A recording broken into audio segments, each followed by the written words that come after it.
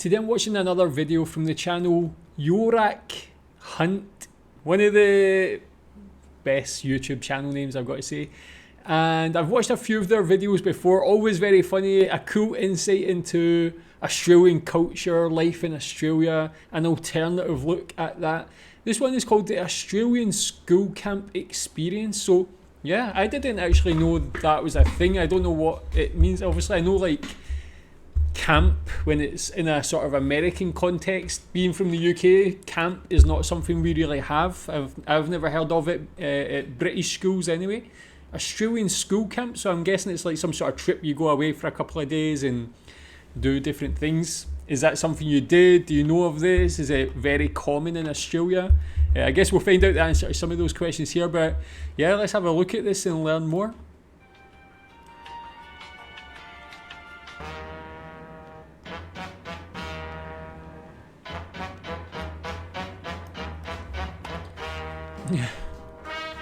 Now you may remember a few months ago I did a video on the Australian high school experience, I watched that one actually, very funny. You guys seemed to enjoy it. But there was one major aspect that I didn't include in that video, simply because it deserves its own video, and that of course is school camp. You see, every year level from about year 3 through to year 12 goes away on a school camp. Now most teachers try and disguise these school camps as some sort of educational experience, but that of course couldn't be further from the truth, because school camp is nothing but an annual introduction to the lads' holiday that you don't have to pay for. I mean, when you put it like that, I guess it's kind of different from the American camp, which is more, I think, like parents send their children to like a camp and it's not arranged by the school. I guess this is quite unique. Is this something so like every child goes away with their school, with their classmates and so on? If I'm thinking about it from a Scottish perspective, growing up in Scotland, that would just be absolute carnage. Like, there would just be, kids would probably die, man. Like, honestly, there would just be so much fights, nonsense, just all sorts of crazy stuff going on. Is that the same in Australia? It sounds super fun for the kids, but honestly... Anyway, now that you sort of get the gist of it, it's time for me to stop the waffle and get into it. But before we get into that, make sure to press that subscribe button. Yeah, don't forget to click the link in the description and make an investment into your future by copying some epic t-shirts. There's only a few left, so get in quick. Yeah, go subscribe to that channel. I'll leave the link in the description. The first thing that you do when you're going on a school camp is pack your suitcase. Now obviously you have to add all the boring stuff like clothes, a toothbrush, etc. But the most important part of packing a suitcase for school camp has to be the contraband. Now obviously, depending on the year level that you're currently in, the contraband can vary widely. The younger kids will pack in things like lollies, chocolate, and other things along those lines. Then as they get a little bit older, they'll start smuggling in phones, which for some reason the teachers usually don't allow. And then as you get into the senior years, you go full returning from a holiday in Bali mode and line your suitcase with cigarettes and booze. But you see, you can't just dump this stuff into the top of your suitcase, because chances are someone's gonna see it. So of course the best spot for hiding contraband has to be the undie pocket, because in all honesty, what teacher's gonna want to dig around in your undies? Not only is it gross, but it's not exactly a good look. Anyway,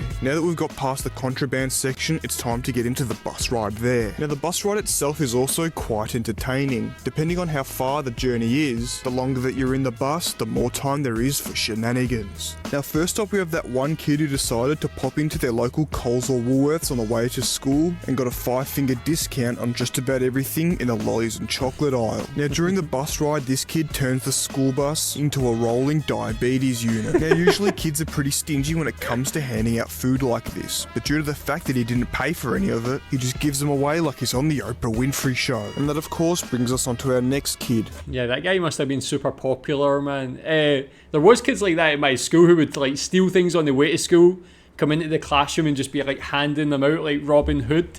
Yeah, this sounds mental, like a mental idea. Like, I mean, how far are these things away from like where your school would be? Is it somewhere like really far, like out of town in another city, or a more rural place or something like that?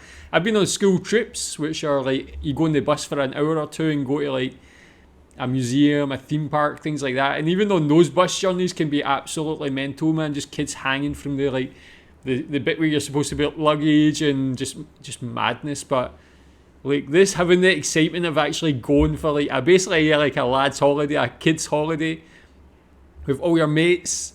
The kids would just be going crazy in my thoughts. Yeah, tell me what it was like. That one kid. And I guess, like, man, if every kid's going there, like, there must be some kids who just don't want to go there and they're just stuck in amongst the madness. Who always complains he's going to vomit, but never actually does. There's always that one kid that whinges to the teacher that he's going to throw up and has to sit there with one of those vomit bags despite never actually using it. And this poor kid has to sit on his own, curled up in the corner, because this isn't SeaWorld. Nobody wants to sit in the splash zone. Now, more often than not, at some point the bus driver has to pull over and have a break, which gives the students and teachers a chance to get out and stretch their legs. Now, usually they find a park or rest area where they can pull over the bus and let everyone out to run around. And there's always that one kid that goes missing and takes a good hour to find again. But once everyone's rounded up again and back on the bus, there's a few more hours of throwing stuff, arguing, fighting, vandalising the bus, and threats from the teachers to call their parents. And then just like that, you've arrived at the school camp destination. Yeah, and actually, yeah, if you think about it from the teacher's point of view, I think I thought about that in that previous video. Like, when I go on holiday with my two kids and they're still very young, like 2 and 5, it's still a lot of like stress, having to do this, think about this, thinking like all the different things. 30 kids who are all like early teens in a bus, having to like babysit them that whole time, man. I couldn't handle that. I don't have the personality or just the patience for that. Like, if you've been a teacher, or maybe you're a bit more grown up, can you look at it from that point of view? What do you think, man? It must be just a thankless job. Now, depending on where your school decides to take you for school camp, you can either have the time of your life or have an absolute stinker. Now, usually the best ones are the ones where you get a cabin, you have a bed, shower, and toilet. These camps are usually the best because you have somewhere warm and dry to sleep, unlike the other type that we'll get into after this. Now, these camps usually have hectic activities that you do during the day, like the massive swing, rock climbing, abseiling, bike riding, canoeing, you name it. And at the end of the day, when all of the activities are done and inevitably one kid falls into a lake, you get to go back to your cabin, have a shower and clean yourself up. Then you all get to go to this massive dining area where you get something hectic for dinner, like lasagna. But all that stuff I just mentioned isn't even the best part, because when the sun goes down, the real fun begins. Once darkness falls, these cabins turn into tribes. And while everyone gets along during the day and at dinner time, at night, the war begins. Now, I'm sure everyone's got their own fart-assing around at camp stories, but simply due to the fact that every camp experience is different, I'll go through some of mine. One year when I was in high school, my school decided to bring the whole year level, which consisted of 150 to 200 people, on camp all at once. And after being divided into groups of about 6, we had roughly 30 different tribes ready to battle it out as soon as night fell. Now, for some reason, the teachers wouldn't let us lock our cabins, which means that anyone could go in and do whatever they wanted. And what that meant for us was any time a warring faction would leave their cabin to go play basketball or something, another tribe would send in a few agents to go into that cabin and absolutely destroy everything. Now, you could imagine what the crime scenes looked like. Beds flipped over, underwear everywhere. It was not a pretty sight. But in the end, we finally got in so much trouble that we had to stop when someone found out that you could use the fruit from the fruit bowl as projectiles, which resulted in many rooms being covered from the roof to the floor in fruit and other juices, which of course we were made to clean up.